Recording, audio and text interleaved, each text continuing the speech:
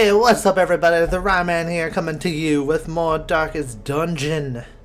I am so happy to be back in this game. You know, freaking awesome, just like XCOM. I keep bundling this with XCOM, but let's face it, both games are roguelike in their own sensibility.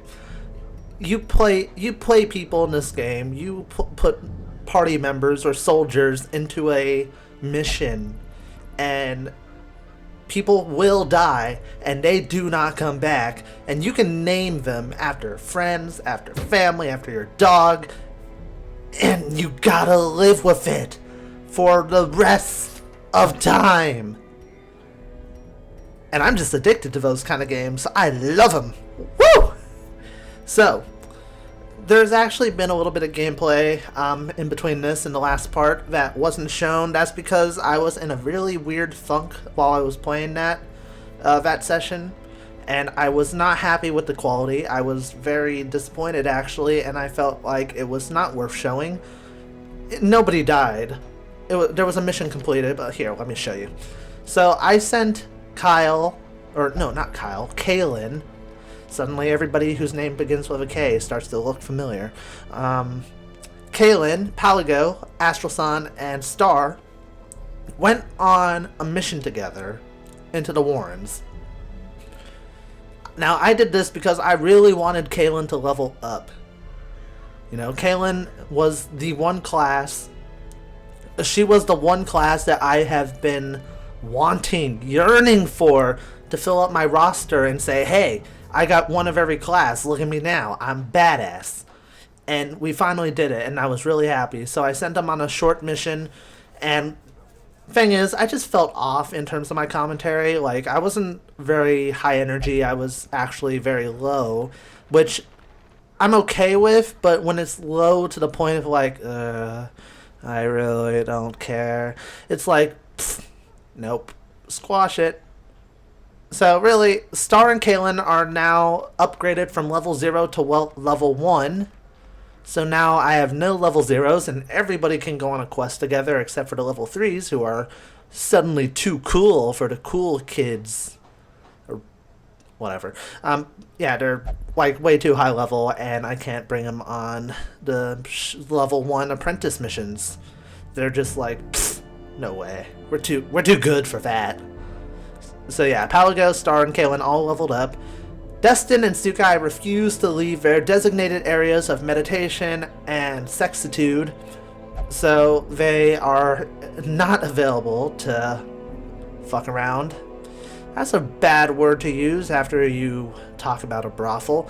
And Muffiny got her griping in the guts disease cured, so what we're going to do is we're going to look through our team. We're going to do the usual song and dance, unequip everything, because I'm a noob like that, and I like to do things from the beginning.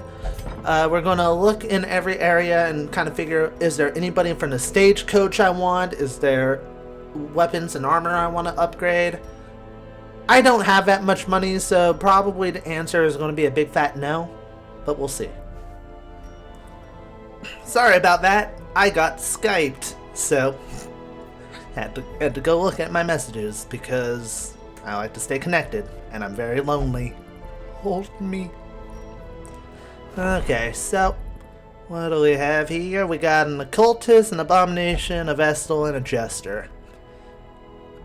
I don't have many doubles, contrary to popular belief. I have 2 arbalists, because heals, 2 man-at-arms because tankiness, and 2 crusaders because crusaders. I don't think I want a second jester just because the first one I'm still kind of working my way around, kind of like, I don't know if I get you entirely, so nah. Cultist,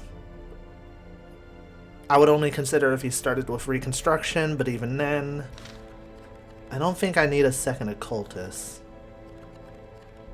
I could have sworn I had... Oh yeah, I do have 2 occultists. They were just different colored skinned. Man, I feel like a douche. Oh, and I have 2 vestals too. Shit. I feel really dumb. Apparently I came into this with too much caffeine. I'm not even paying attention. Okay, let me pay attention. 2 Arbalists for the heals. 2 Vestals for the heals. 2 Occultists for the heals. 2 Man-at-Arms for tankiness. And 2 Crusaders for a mix. So if I was to consider anything, I would consider getting a second Abomination, but people are so picky when it comes to the Abominations. I can't see myself really wanting to get another person for my stagecoach right now, so let's go to stress. Yeah, pretty much my entire team needs to unwind. Don't ask what they've been through. They've seen things. They've seen a lot of things. She'll only pray for stress relief. That I can do. Do I want to upgrade? No, because I don't think a second person needs to unwind per se. The light is the one true power. Yes, it is, I guess.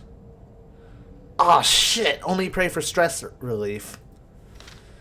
Sorry, Star. You're gonna have to wait your turn. I don't have enough money. Like, I need money to be able to actually send people out on their missions. So, yeah, I think Star's just going to have to deal with kind of having max stress right now. Sorry, Star.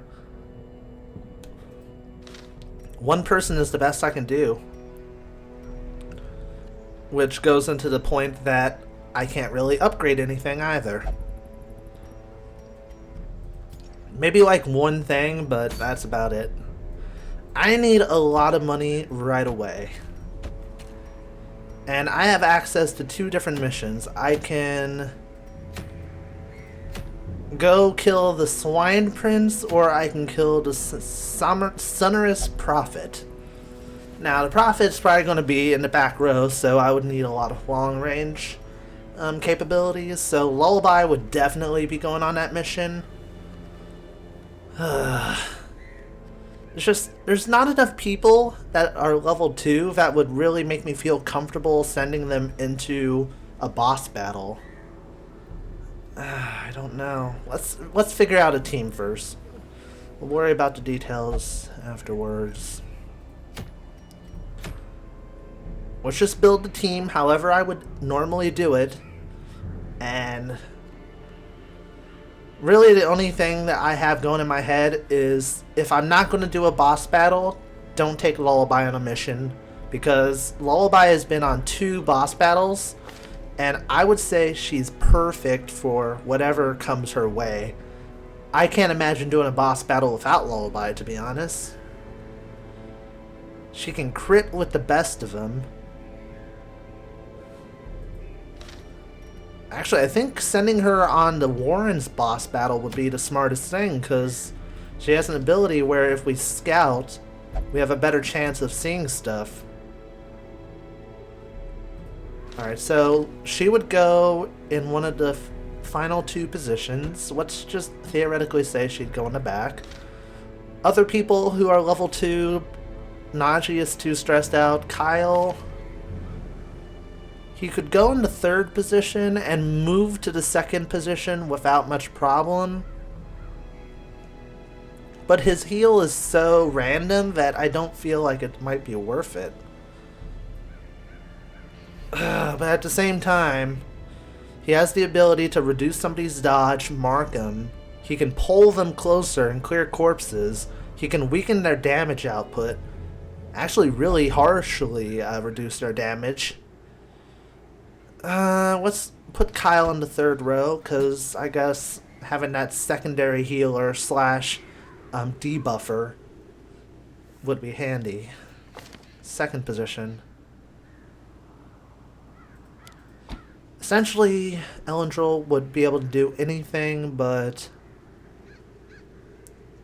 use her poison darts.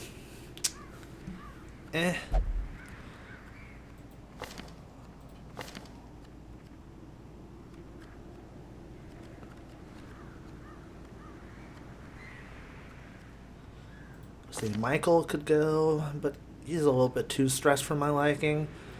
I can only see Dave or Time Heart being in the first position right now. And it's a swine prince, so it would be a beast or an eldritch abomination. Oh wait, those are the Warrens too. He takes less stress damage in the Warrens.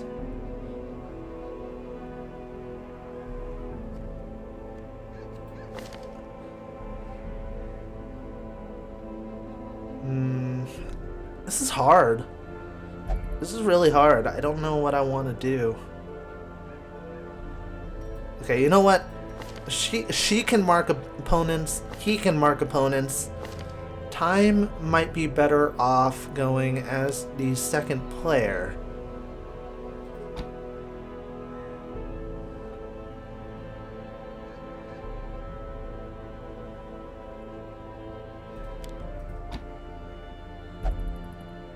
Yeah, let's go as player number 2. That's an interesting way that I put it. One more person who can go in the front lines. Dave is one. Theoretically, I could get enough skills for Zalzar too, but I wouldn't even have a single bit of gold to spend on provisions. Dramkus? I don't know. Dramkus is such a wild card.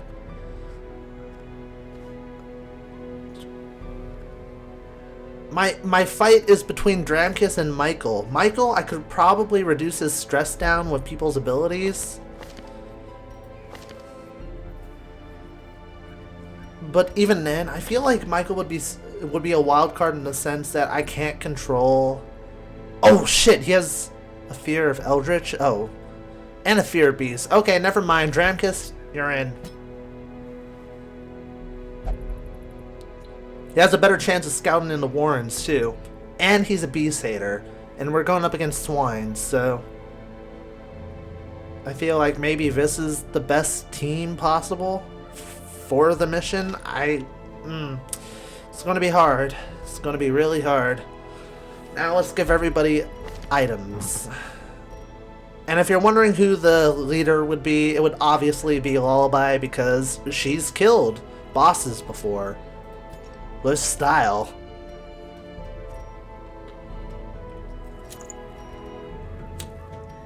She is the healer slash attacker. She's the jack of all trades. Since it's unlikely she's going to dodge anything anyway, let us just reduce that dodge even more and increase her range abilities. Why not? Or maybe that's dumb and I'm probably overthinking it.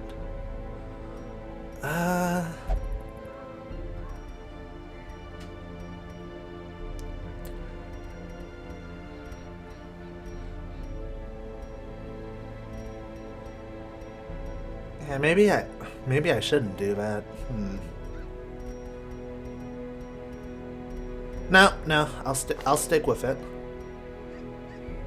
Oh yeah, increase his dodge. Kyle will be really good at dodging.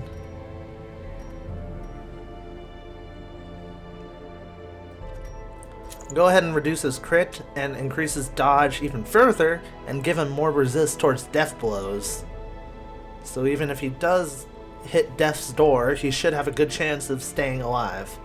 Wow, Kyle's dodge is 28. Nimble foot kick. Kike? I was about to call him Kike. Nimble foot kick. Time.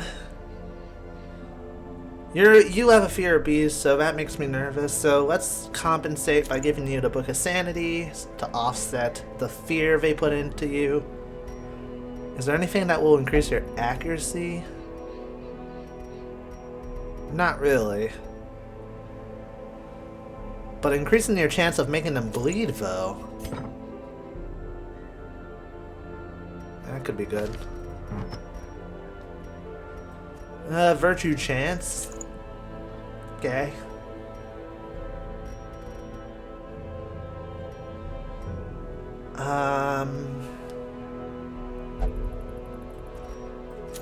Slippery boots. Because even if he moves, even if Dramkus moves, if he moves 1, Time will still be able to do stuff, and he can still do stuff. If he moves 2, Kyle can still do stuff in the second position, and he can switch over to his human form, which has abilities that work all in the third slot. So I actually think that compensates rather well.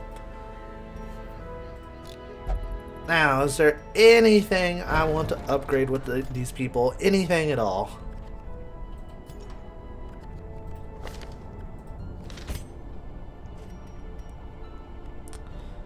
No.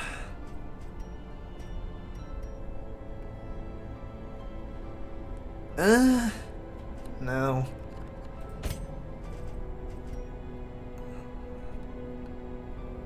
No.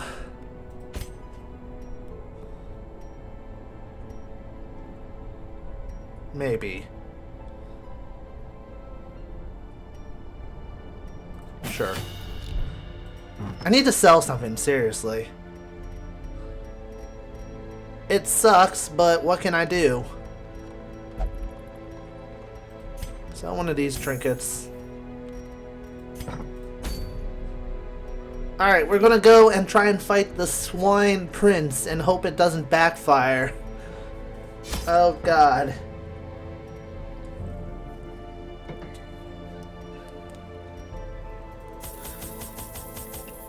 Alright, so enough food. Don't know why I bought that, but okay. It was actually, I do know. My finger slipped.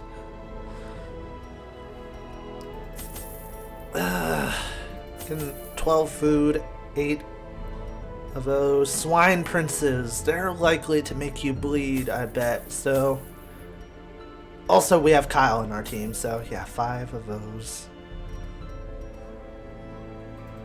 2 more of those.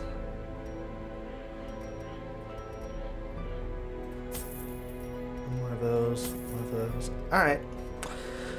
I'm putting all my eggs into one basket here. If I end up failing this mission, I'm pretty much hosed.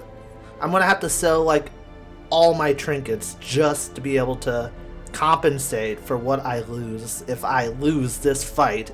If I mess up this mission. Mesh up. Ketchup. I like ketchup. Alright, so let's look over one more time. We got Dramkus in the front row. He's a night owl, which doesn't really matter to me. He can scout better in the warrens, which is good. He does more damage and doesn't take as much damage mentally from beasts, which, if I was to guess, given the fact that it's a swine, it's either going to be an Eldritch Abomination, I can't pronounce that word right, so fuck it, or it's a beast, and I'm betting it's a beast, so Dramkus should be able to do damage.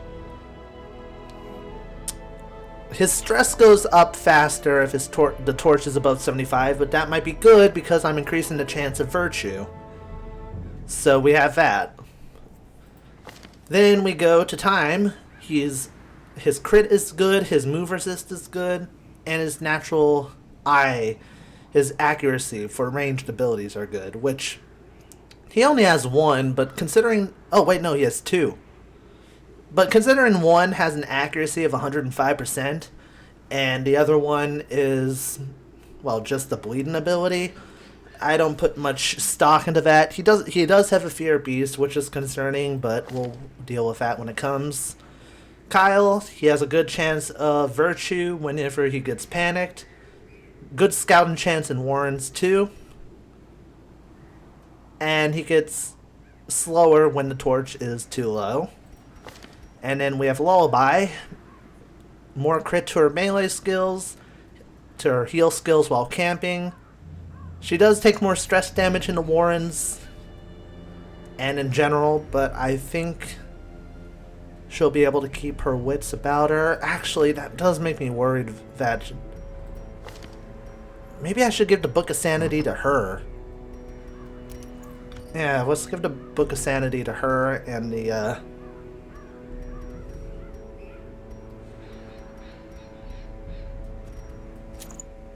Warriors cap to him.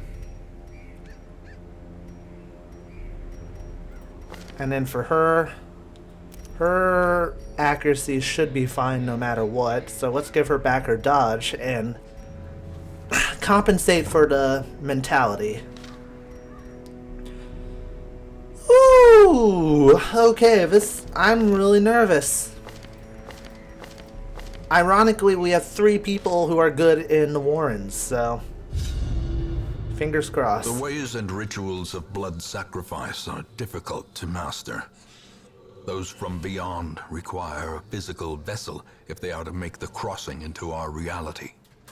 The timing of the chants is imperative. Without the proper utterances at precise intervals, the process can fail spectacularly.